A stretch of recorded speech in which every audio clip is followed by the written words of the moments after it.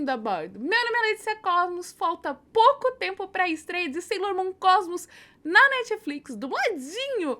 E hoje eu tô aqui para falar de um grupo de personagens que eu gosto muito, as Sailor Starlights, que são personagens bastante diferentes nessa versão de Sailor Moon Cosmos, que é mais fiel ao mangá, do que eram no anime dos anos 90. Então, se você só conheceu essas personagens nos anos 90, você vai precisar deixar de lado algumas coisas que você sabia sobre essas personagens. Por exemplo, como o fato de que elas tinham uma versão masculina e uma feminina. Aqui é completamente diferente. Sailor Moon Cosmos vem aí para encerrar o remake de Sailor Moon, que iniciou lá em 2013 com Sailor Moon Crystal. Dessa vez seguindo fielmente a história do mangá. Às vezes fielmente até demais. Mas essa sempre foi a proposta desse remake. Seguir fielmente a história que foi escrita pela Naoko Takeuchi. E não exatamente refazer o que tinha sido adaptado pela Toei Animation nos anos 90. Por mais que o anime de Sailor Moon tenha sido um grande sucesso e a gente ame ele muito, há bastante diferenças entre a história do quadrinho, do mangá escrito pela Naoko, da versão animada. Principalmente pelo fato de que as duas eram produzidas ali meio que simultaneamente. Se a gente for falar das diferenças entre o mangá e o anime dos anos 90, nossa, a gente fica aqui uma hora. E esse quinto arco de Sailor Moon, Sailor Stars, foi o arco que mais sofreu com as mudanças. No anime dos anos 90, a gente tinha a televisão Via Láctea, que por mais que fosse uma ideia interessante, não existe no mangá. A Chibi Chibi é uma personagem completamente diferente, com um papel completamente diferente. E as Starlights também têm uma grandíssima diferença. Naquela versão, nos anos 90, essas personagens possuíam mais do que uma dupla identidade como as Sailors, uma civil e uma de guerreira. Não, naquela versão elas possuíam gêneros completamente diferentes, transformadas e na sua versão civil. Na versão civil eram garotos que participavam de uma boy band, de um grupo idol, e que se transformavam em mulheres no processo de transformação. A gente via claramente o corpo masculino deles se transformando num corpo feminino. A gente não sabe 100% ao certo o porquê dessa mudança. Especula-se que talvez isso tenha se dado principalmente porque colocaram o principal desse grupo, Seiya, como um interesse romântico da Usagi, da personagem principal. E aí, não sei, acho que eles acharam que ia ficar meio estranho se fizessem a Usagi se apaixonar por uma menina, ou uma menina se apaixonar pela Usagi, né? E aí, pra evitar isso, acabaram criando todo um conceito aí, uma representatividade trans, talvez sem querer. No Japão, nos anos 90, por mais que o gênero fosse diferente aí na versão civil e na versão transformada, essas personagens possuíam uma única voz. Uma única dubladora fazia tanto a versão masculina quanto a versão feminina. Aqui no Brasil já foi diferente, a gente teve uma voz masculina do Marcelo Campos, por exemplo, fazendo o Seiya. Ah, eu não acredito. Outra vez você, bombom. E a gente teve uma voz feminina, por exemplo, a Eleonora Prado, fazendo a versão feminina da guerreira. Sou uma estrela fugaz que luta contra a escuridão. Sailor Starlight chegou! E aí, quando saiu o trailer dublado de Sailor Moon Cosmos, quem só conhecia essas personagens no anime dos anos 90 bugou a cabeça. Peraí, como assim? Por que agora é uma mulher? Não importa qual luta pode estar te esperando na galáxia, nós estaremos do seu lado para te ajudar. Aliás, Carol Valença, um beijo pra você. Mal ouvi a sua voz e já estou apaixonada. Mas então, vamos lá, pra entender direitinho o que tá acontecendo com essas personagens nessa história. No mangá, e por consequência em Sailor Moon Cosmos, essas personagens nunca chegam a falar diretamente com um balãozinho que sai da boquinha delas sobre qual é o gênero delas. Nem depois que elas se transformam na frente das nossas guerreiras do sistema solar. Elas nunca mencionam o que tá acontecendo, quem elas são realmente. O único momento em todo o mangá em que alguém fala sobre isso e alguém questiona mais abertamente sobre isso é quando a Teen Yunko invade a escola da Usagi. E aí ela tá tentando lá ganhar a confiança da Usagi, trazer ela pro lado dela, não por ser boazinha, muito pelo contrário, né? E aí ela fica lá no ouvidinho da Usagi falando: acho que você não devia confiar em meninas que se fingem de meninos. Vale notar que no texto original em japonês, o que seria a palavra relacionada a fingimento, a esse fingir, tem uma conotação de se passar por e não uma conotação de interpretação de personagem. Não é como se fossem personagens em uma peça, não. É no sentido de estarem disfarçadas na escola e na terra e se passando por meninos, na vida real e efetiva delas. Tá, mas aí entra a questão. Como que a gente vai confiar numa inimiga que tá tentando ali envenenar a Usagi e tentando quebrar a confiança que existe da Usagi no Three Lights? Será que ela não mentiria? É provável. Então, a gente tem que ver o que a Naoko fala a respeito disso. No Artbook Materials Collection, que traz uma coletânea aí dos rascunhos de criação de personagens da Naoko, a gente vai lá na ficha dessas personagens, tem ali os rascunhos e tudo mais, e do lado no nominho de cada uma dessas personagens tem um símbolozinho ali de feminino, indicando que o gênero dessa personagem, é feminino. Tanto na página da Seiya, quanto da Taiki e da Yaten. Ah, então é só isso, mistério solucionado, né? Não, calma aí, vamos dar uma destrinchada que tem mais coisas interessantes pra gente falar a respeito dessas personagens. Ali, no meio de várias anotações a respeito de traços de personalidade, sobre o que gostam, sobre cor, representativa e tudo mais, tem uma anotação muito interessante ali do lado do rostinho da Seiya. Tá ali escrito, modelo Jenny Shimizu. Jenny Shimizu foi uma grande modelo nos anos 90, foi a época do seu auge. Ela era estadunidense, nascida nos Estados Unidos, de ascendência japonesa. E um dos fatos mais curiosos a respeito da Jenny Shimizu é que ela foi ex-namorada da atriz Angelina Jolie. A Jenny foi literalmente um ícone lésbico da época, e a sua imagem serviu de inspiração para Seiya Kou. Outra grande inspiração que veio aí do mundo da moda e que a Naoko usou como referência, praticamente mais do que uma referência para a criação das suas personagens, foi essa foto da linda evangelista Christy Turlington e da Naomi Campbell, feita pelo fotógrafo Peter Lindenberg em 1990. A referência do figurino principal de show do grupo Three Lights a essa foto tá mais do que óbvia, né? Diferindo aí só nas cores usadas em Yaten e Taiki, porque a roupa de Seiya é igualzinha. E essa era a imagem que a Naoko queria passar com essas personagens, que são mulheres, mas que daí devidamente vestidas podem se passar por belos garotos. Se eu não te dissesse que era a linda evangelista ali nessa foto, você ia reconhecer, porque eu quase não reconheci. Mas não é só isso, tem uma outra referência importantíssima que inspirou a criação dessas personagens. O grupo idol Starball.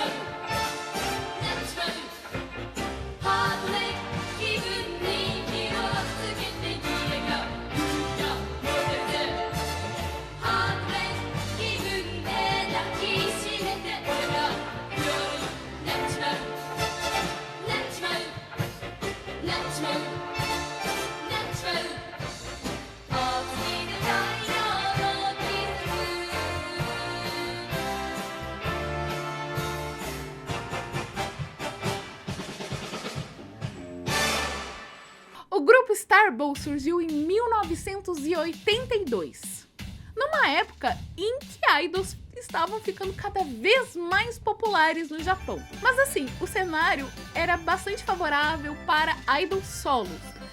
Os grupos idols assim não eram tão populares ainda naquela época. Ainda mais para um grupo que chegou apresentando um conceito tão extravagante e à frente do seu tempo. Elas chegaram cantando músicas techno-pop em uniformes espaciais e diziam ter vindo do 10º planeta do sistema solar, o planeta Starbow, e que elas estavam ali para transmitir uma mensagem de AI, que em japonês você consegue fazer um trocadilho de AI, inteligência artificial, com ai, amor. Parece familiar? Calma! Tem mais! O nome desse grupo, Starbow, vem da junção das palavras Star, estrela, e Bow de Rainbow. Mas não no sentido das cores e tudo mais, mas no sentido de que Rainbow é uma ponte de luz formada ali quando a gente tem chuva. Então, é o sentido de ponte de estrelas, como se fosse o rastro que um cometa, que uma estrela cadente deixa para trás quando está entrando na atmosfera terrestre, não é? Elas se proclamavam como as 3 mosqueteiras espaciais. E elas vieram desse planeta, Starbow, o 10º planeta do sistema solar, fugidas aí de uma guerra espacial onde elas foram atacadas, onde o pai delas teria morrido e a mãe teria sido sequestrada pelo inimigo e levada para a Terra. Então, elas foram até a Terra, que era um planeta com costumes parecidos com o do planeta delas e com atmosfera e tudo mais igual a do planeta delas também. E elas usavam essas mensagens de amor nas canções delas para poder procurar a sua mãe. O que mais eu posso falar sobre essas personagens? Se você conhece alguma coisa dos Starlights e das Sailor Starlights, né? A aparência das idols quando elas iam para os programas de televisão era estoica, séria e andrógina. Os seus nomes artísticos eram Nagato, Imato e Aeto. Todos esses nomes, terminados com to, remetem, na sonoridade da língua japonesa, a nomes masculinos. Assim como aqui no Brasil, nomes geralmente terminados em A remetem a uma sonoridade feminina e nomes terminados em ou el remetem a alguma coisa mais masculina, mais ou menos nessa vibe. E assim, tudo ao redor delas foi fabricado pra ter aí essa imagem meio andrógena, meio agênero, sem gênero. Cabelos eram mantidos curtíssimos, as letras das músicas falavam de um ponto de vista masculino e as músicas eram cantadas em um tom bastante grave aí, remetendo também a uma voz masculinizada. Mas, por exemplo, em uma entrevista que elas deram para a revista Nakayoshi, a mesma Nakayoshi que publicou Sailor Moon, de novembro de 1982, elas foram perguntadas, tá, e aí, vocês são garotos ou garotas? E elas respondem, nós somos 3 pessoas.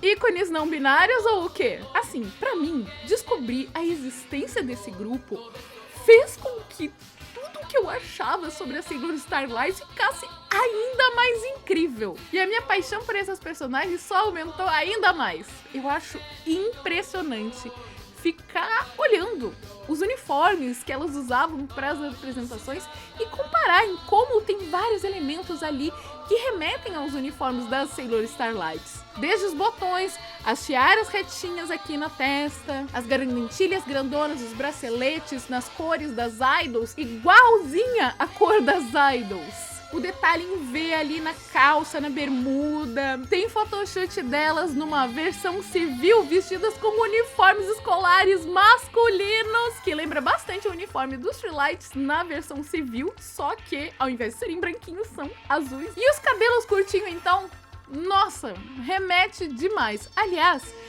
vale lembrar que a Naoko desenhou aquele rabo de cavalo em todas as personagens a contragosto. Ela não queria que as personagens fossem assim. Ela queria que os cabelos fossem 100% curtinhos para referência com o grupo Starbow ficar ainda mais evidente. Mas a Bandai foi lá e disse assim, boneca de cabelo curto não vende, as meninas precisam de cabelos compridos nas bonecas para elas poderem pentear. E aí eu te pergunto, a boneca da Sailor Mercury não vendeu? Aqui, ó. E aí, só de birra, pra não ter que mudar o design da personagem, ela falou assim, vocês querem cabelo comprido? Tá bom, um rabo de cavalo aqui pra vocês. É isso que vocês vão ganhar e nada mais. Não vou mudar o design das minhas personagens. E assim, explorando um pouquinho mais a respeito desse grupo, eu fiquei impressionada de ver que até as letras das músicas delas remetem a vários temas que a gente vê em Sailor Moon. Eu não sei se a Naoko fez referências diretas a isso, ou se aquilo ficou gravado no inconsciente dela de alguma forma. E aí, por coincidência, a gente tem algumas temáticas parecidas. Mas, por exemplo, a gente tem uma música delas que se chama Gesekai Naito. Gesekai Naito significa Cavaleiro do Mundo da Lua. Tipo, oi? Ou então a música que inspirou a criação da Princesa Kakyu. Tem uma música que inspirou a criação da Princesa Kakyu. Não é só a tal da historinha da mãe que elas foram buscar lá na Terra e que as Starlights também vieram buscar aqui na Terra. Tem uma música que se chama Kasei no Princess, Princesa de Marte. Não, pera. Letícia, você tá errada. Princesa de Marte não é a Kakyu. Calma, deixa eu explicar. Kasei, que é o nome em japonês do planeta Marte, é formado pelos kanjis de fogo e estrela ou planeta. Esse kanji aqui, de fogo, ele tem a leitura tanto de Ri como de Hino Rei e também de Ka, de Kasei, e Ka de Kakyu. O nome da Kakyu é literalmente formado por esse kanji de fogo e Kyu, que é o kanji de globo ou orbe, ou como os brasileiros gostam de chamar, de bola de fogo. E se não bastasse isso, está ali evidente que foi a inspiração do próprio nome da Kakyu. Essa é uma música que fala sobre uma princesa de um planeta lendário, de um Maboroshi Star. O mesmo Maboroshi que é usado lá para descrever o cristal de prata em japonês, Maboroshi no Ginzu Ishou. O lendário cristal de prata. Pegou a visão? Porque eu peguei.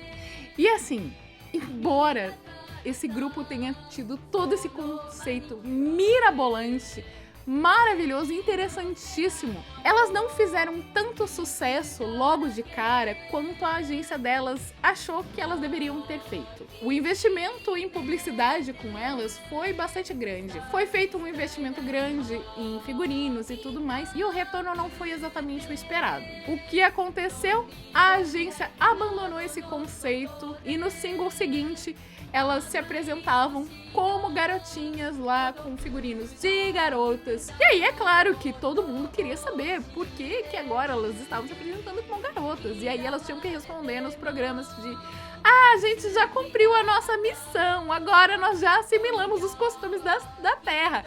Agora nós somos garotas normais, tipo, ai, que tristeza.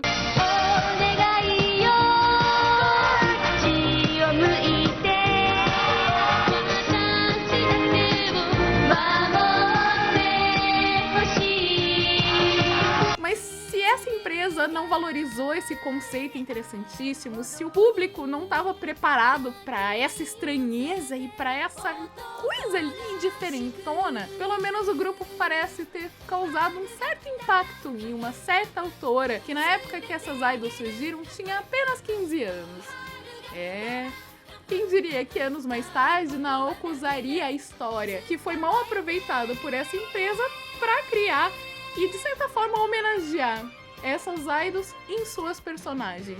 Agora que você já sabe de todas essas inspirações, acho que fica bastante fácil de compreender por que essas personagens são meninas disfarçadas de meninos e não que elas estão interpretando um personagem ou que existe uma versão masculina dessas personagens e uma versão feminina. Não, são só meninas disfarçadas de meninos procurando pela sua princesa refugiadas aqui na Terra. E eu acho interessante da gente pensar que essa aparência masculina dessas personagens serve tanto para que elas estejam disfarçadas ali para o inimigo não encontrar elas tão facilmente e também para mostrar como essas alienígenas ainda não tinham assimilado muito bem a cultura terrestre e esse seu conceito esquisito ou talvez primitivo aos olhos delas de gênero. Assim como tudo em Sailor Moon, as Sailor Starlights acabam sendo uma fusão de várias referências da cultura pop. Um rosto de modelo, um figurino de show digno de passarela e uma homenagem a um grupo idol que estava à frente de seu tempo. Esses foram os ingredientes para a criação dessas personagens. Eu espero que você tenha gostado dessas curiosidades, que elas tenham te ajudado aí a ter um vislumbre de como é que era o processo de criação da Naoko e para entender que essas personagens são sim mulheres vestidas de homem. Mas afinal de contas, o que é uma mulher vestida de homem? Existe roupa de homem? Existe roupa de mulher? Talvez esse conceito aí seja meio alienígena ou pré-histórico. Muito obrigada por ter assistido esse vídeo até aqui. Eu queria deixar um agradecimento especial a todos os membros do clubinho do Apoia-se. Esse aqui é o endereço do Apoia-se. É graças às pessoas que fazem parte desse clubinho que você está recebendo esse vídeo hoje e todos os vídeos que tem aqui no canal. É graças a eles que eu consigo manter esse canal vivo e ativo. Então, se você gosta do meu trabalho, por favor, considere a possibilidade de se juntar ao nosso clubinho. Você vai ser muito bem-vindo, vai receber alguns conteúdos especiais, vai saber coisas de antemão, antes de todo mundo. Vai saber aí umas fofoquinhas, né? Porque é sempre bom. E se você quiser ajudar, mas não consegue ajudar exatamente através do Apoia-se, você pode assinar o canal aqui direto no YouTube. A partir de R$2 por mês você tem acesso a conteúdos exclusivos, as lives que lá da roxinha que ficam salvas aqui, escondidinhas só pra você. E você também pode me ajudar de graça, deixando o seu comentário. Me conta o que você achou. Explodiu a sua cabeça aprender sobre alguma dessas referências? Porque quando eu aprendi a primeira vez, explodiu a minha cabeça. E compartilhe esse vídeo pra todo mundo, porque Sailor Moon Cosmos está chegando e queremos poder celebrar com todo mundo e precisamos espalhar também conhecimento. Muito obrigada por ter assistido até aqui. Se você assistiu até aqui, comenta aí Starbow, que aí eu vou saber que você assistiu até o final. A gente se vê no próximo vídeo. Tchau! Senhores passageiros, sejam bem-vindos de volta à Terra. Por medidas de segurança, permaneçam sentados até que o sinal luminoso seja apagado. Passageiros em conexão para Marte e Vênus, dirijam-se à caixa de comentários para falar com nossa equipe de solo. Ao sair, confira se está deixando seu joinha e levando todos os seus pertences. Para nós, foi um prazer compartilhar esse voo interplanetário com você. Esperamos vê-lo novamente em uma próxima viagem. Obrigada por voar com a Cosmonauta Space Line.